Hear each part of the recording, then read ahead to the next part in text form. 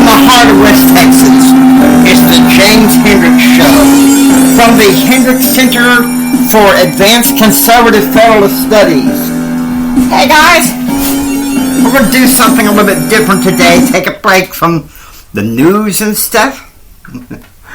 And we're going to enter the territory of White House Willie. Press conference ambiance. Showing results for press conference ambience. Good evening. Today I want to talk to you about some of the wrestling developments happening in the White House and beyond. I've just heard that Supreme Court Justice Harry Blackmun is announcing his resignation effective October. While I am sad to see him go, a nomination will be forthcoming. Also, in 2 days, the National Security Council vicariously and unanimously decided that the Marines will be withdrawing from Somalia. And with that, we have a lot to deal with. Also, the crime bill. I'm asking Americans to unite to support longer penalties for heavy crime involved and the 3 strikes you're out. This is even popular with conservatives. I'm now open for questions. Greg from NRS Radio. Mr. President, the Whitewater scandal is heating up. With the resignations of Bernie Nussbaum and Webster Hubbell, how do you wish to carry on business?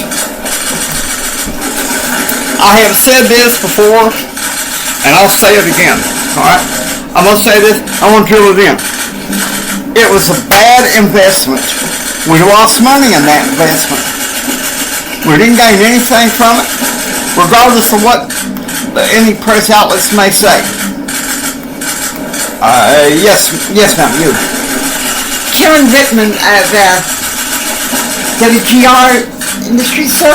My question is, with Whitewater running so high in the National Press Scotland, I'm afraid this might affect your health care proposal. Do you think it will lose popularity? I have discussed this with Mrs. Clinton. Hillary and I agree that health care is more important than Whitewater. Alright? Now I'll take one more question about Whitewater, and then I want to talk about something else, please. One from NPR.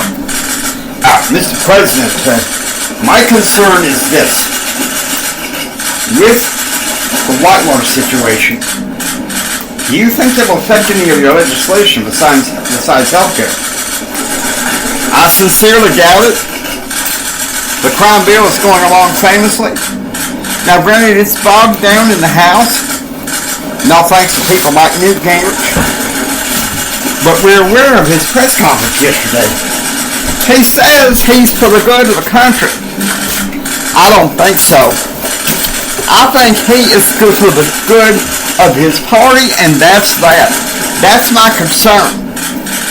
Alright? Are there any more questions? Okay, thank you guys, and good night.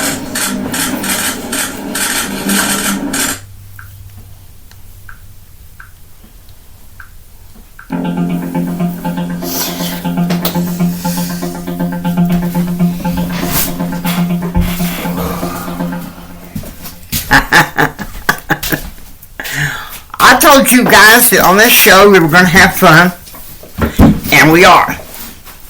Now, tomorrow, of course, Brent is going to be back on, and then Fearless Faith Friday is going to be a pre-recorded show because I will be out of town. Whether or not there's going to be a weekend edition, I have to be honest with you, I don't know. I have to think about it. But I wanted to, this is the second time this year that we have used White House Willie on a hump day. Now, please understand something. As a conservative federalist, I don't support hardly any of Bill Clinton's policies at all. NAFTA, to be honest with you, I was too young to really understand what NAFTA was about. And so I don't blame President Trump for maybe discontinuing it and finding a better trade policy. The Clinton crime bill, I don't care what these liberals say. Bill Clinton had a good crime bill. I believe they had good bipartisan support. But now listen to me. Plain truth. Big tech, and big socialism have gone nuts, cursing Bill Clinton for his crime bill. But yeah, look under Biden, the crime is up. Now that's all I'm going to say about the current news, okay? That's all I'm going to say because we need to have a little lighthearted day, okay?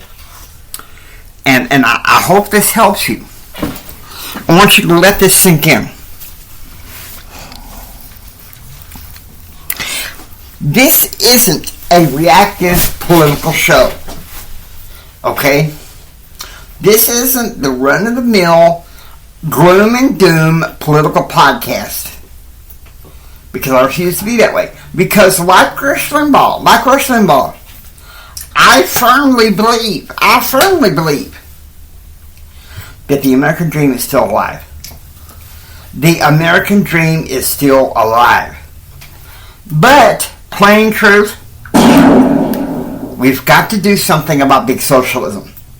2022 is an election. I encourage you guys to get out there and vote. I encourage you to lobby your state and local municipalities for voter integrity laws. Now, that's as far as I'm going to say about elections. Okay? Because there's plenty of crappy stuff from both Democrats and Republicans nowadays. And so, yes, I may vote a certain party in the voting booth, and I will not discuss what it is because I vote according to local standards. Okay? But nationally, here on this show, my fellow Americans, I am a conservative federalist. And you might say, what is a conservative federalist? A conservative federalist has a few progressive ideas that might help the country, but sticks to traditional values. I think of some of the presidents that were conservative federalists from both sides of the aisle.